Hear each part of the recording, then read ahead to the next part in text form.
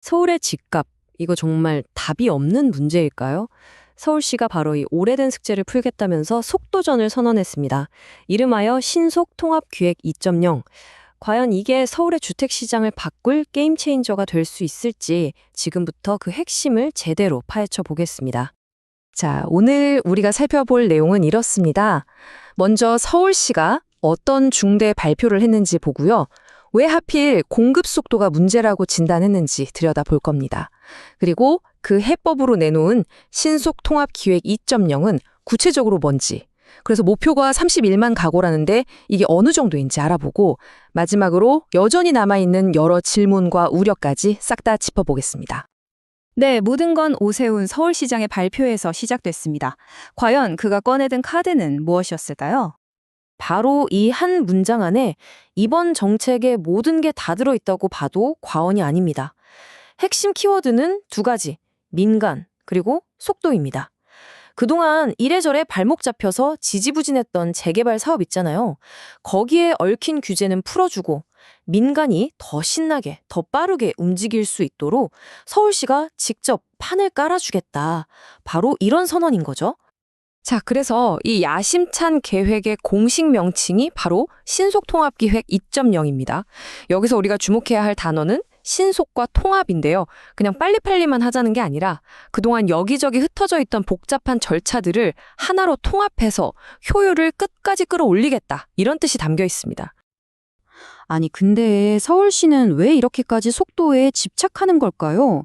여러 가지 방법이 있었을 텐데 왜 하필 시간 단축을 핵심 카드로 꺼내들었을까요? 그 이유를 좀 들여다볼 필요가 있습니다. 서울시의 진단은 의외로 간단명료합니다. 공급될 겁니다. 말은 계속 나오는데 막상 아파트 한 채 짓는데 10년이 훌쩍 넘게 걸리니까 사람들이 나중에도 집이 부족하겠구나 하는 불안감에 사로잡힌다는 거죠. 바로 이 미래 공급에 대한 불신이 현재의 집값을 계속 자극하는 주범이다. 이렇게 본 겁니다. 와, 18.5년. 이게 지금까지 아파트 하나를 재개발해서 짓는 데 걸렸던 평균 시간이랍니다. 거의 20년이죠. 아이가 태어나서 성인이 될 때까지 걸리는 시간이에요. 이걸 12년으로 무려 6년 반이나 앞당기겠다는 게 이번 계획의 핵심 목표입니다. 이건 그냥 시간 좀 줄이는 수준이 아니라 거의 혁명에 가까운 목표인 거죠. 6년 반 단축. 이게 말처럼 쉬운 게 아니잖아요. 대체 어떻게 이게 가능할까요? 서울시가 꺼내든 비법은 바로 이 복잡하게 꼬인 행정 절차를 대수술하는 거였습니다. 그 구체적인 방법들 하나씩 뜯어보죠. 근데 여기서 재밌는 게 뭐냐면요. 사업 맨 처음부터 손대는 게 아니라는 거예요. 이미 그래, 여기 개발하자라고 결정된 사업의 중간 단계에 집중했다는 겁니다.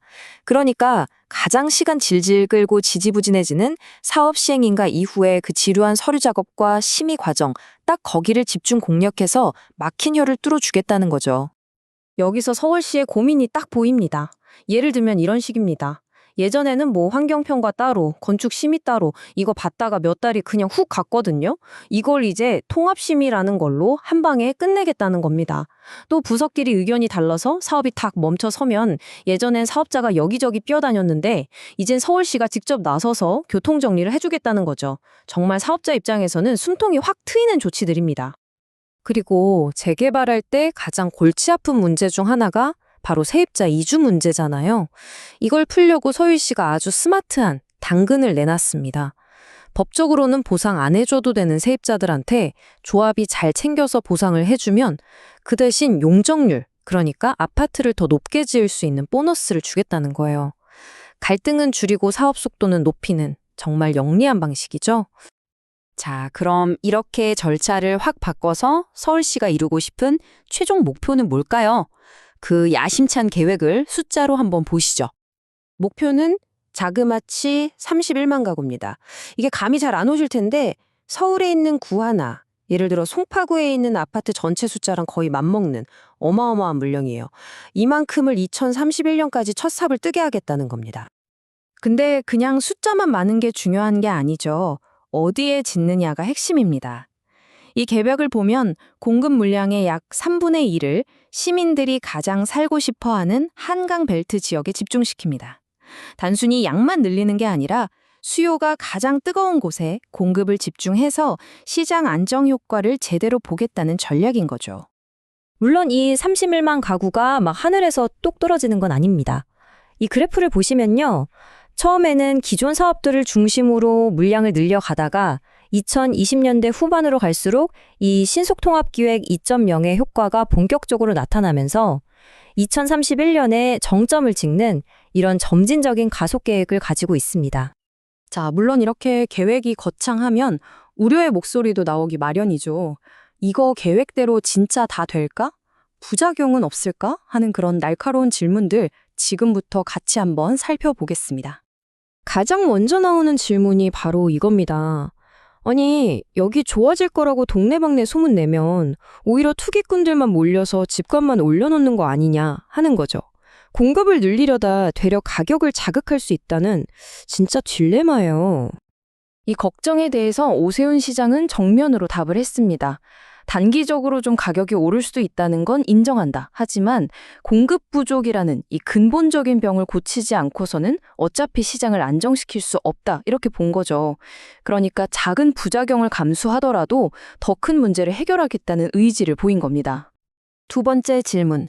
중앙정부랑 혹시 손발이 안 맞는 거 아니냐? 이런 걱정입니다. 서울시가 이렇게 독자적으로 공급 계획을 발표했는데 이게 과연 중앙정부의 큰 그림이랑 어긋나지는 않겠냐는 거죠. 보시면 아시겠지만 목표 연도도 다르고 숫자도 미묘하게 차이가 나요. 서울시는 2031년까지 31만, 중앙정부는 2030년까지 33만 4천.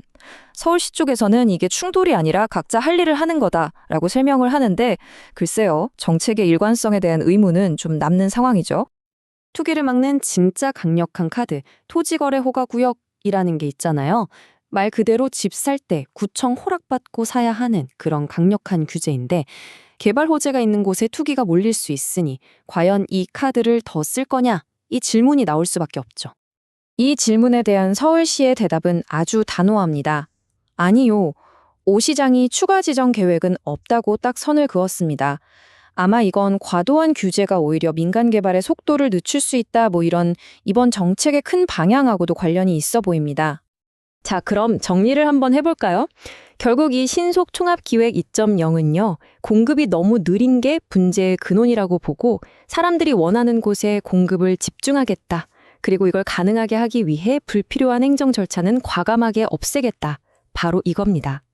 그러니까 장기적인 공급 안정이라는 큰 목표랑 단기적인 시장 과열이라는 우려 사이에서 아슬아슬하게 줄타기를 하는 아주 거대한 실험이라고 볼 수 있겠습니다.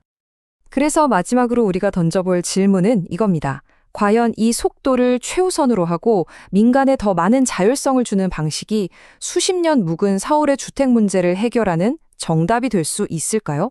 아니면 예상치 못한 또 다른 부작용을 낳는 판도라의 상자가 될까요? 그 결과는 앞으로 몇 년간 서울의 풍경이 직접 증명해 줄 겁니다.